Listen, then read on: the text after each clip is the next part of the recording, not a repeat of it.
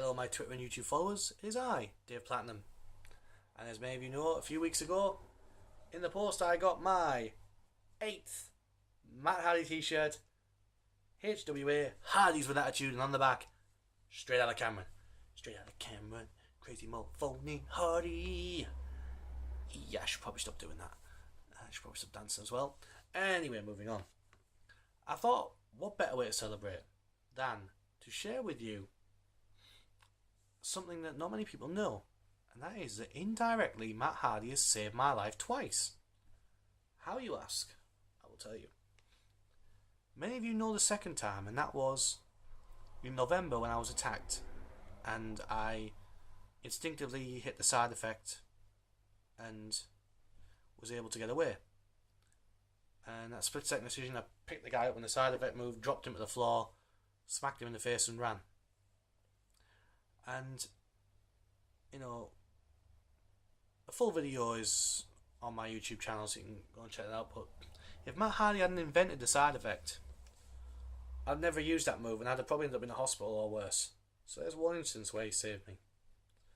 The main one, though, 10 years ago in 2005, I was really down and depressed, and I was in a downward spiral out of control because I had got two very bad injuries, and my shoulder kept dislocating, which meant I had to take more and more time off wrestling, and every time I went back, I was there a few months, it dislocated again. So it was the first time I had surgery to try and fix it, and as luck would happen, a year later I was able to go back. I was there for 2-3 years, and then it went again, and I had to have surgery again, and now I'm in a situation where I'm finally being cleared to go back, but whether I do or not remains to be seen.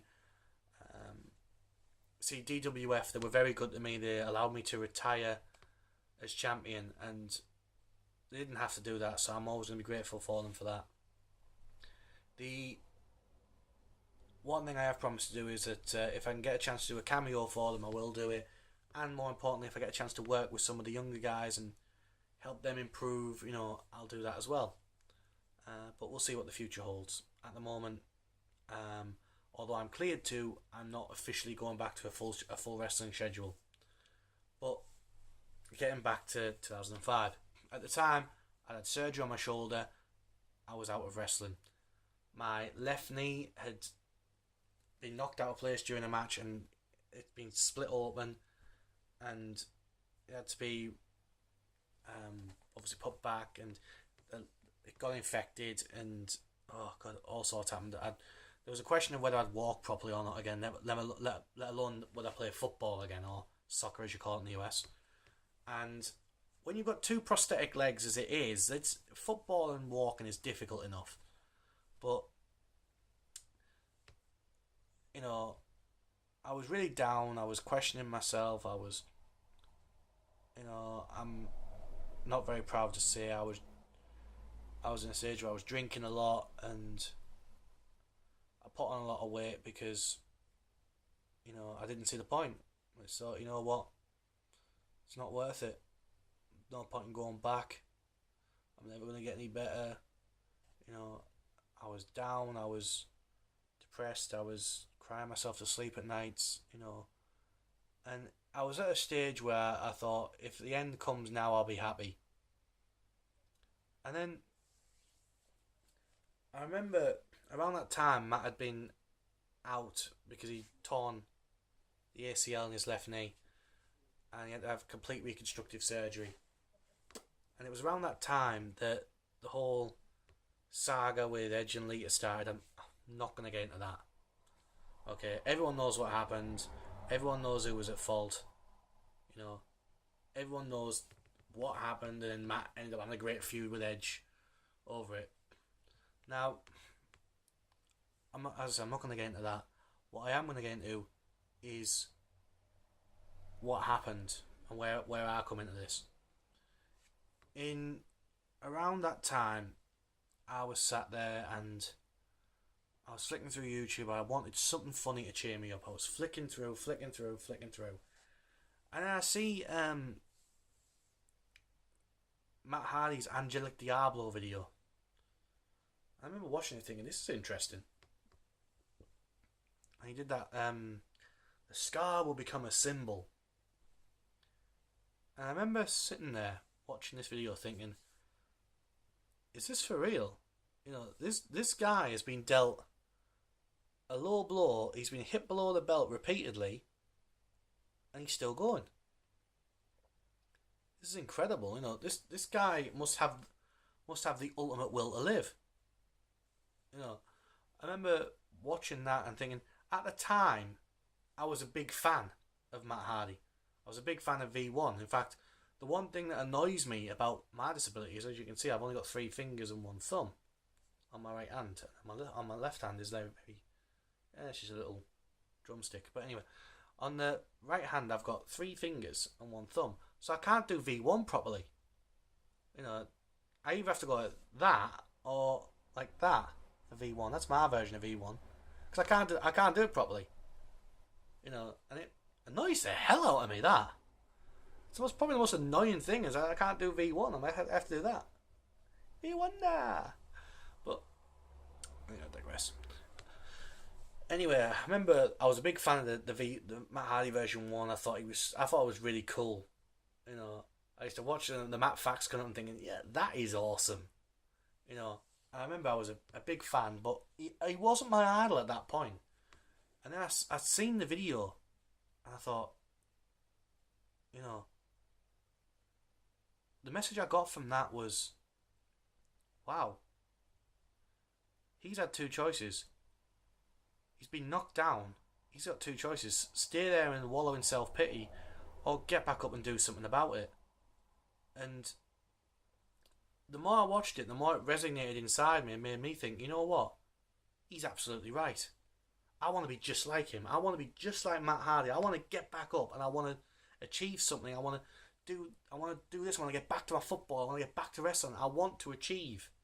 I want to get up. I don't want to stay here and wallow in self-pity. And at that point, my life completely changed. Because from being wallowing self-pity on a downward spiral out of control, you know, my life completely changed. And now I'm focused, I'm goal orientated, I'm constantly seeking to improve myself as a person.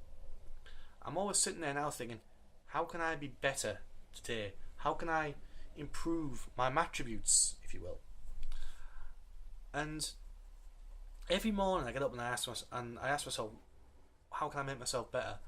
But in any given situation now, I always sit there and think to myself, WWMD, what would Matt do? And I try to act on that. You know, sometimes I get it wrong, sometimes I get it right. You know, it's a work in progress. You know, and I make a lot of mistakes. You know, I'm the first to put my hand up and say I make a lot of mistakes. But hey, shopmatthardy.com if you're listening, right? Like a leather bracelet with like snaps on, like a dog collar or something, you know, anything like that in leather with WWMD on. What would Matt do? If you sell it, I'll buy it. You do that, I'll buy it. But I think that would be a great idea. Anyway, I get way off topic sometimes. I apologise, but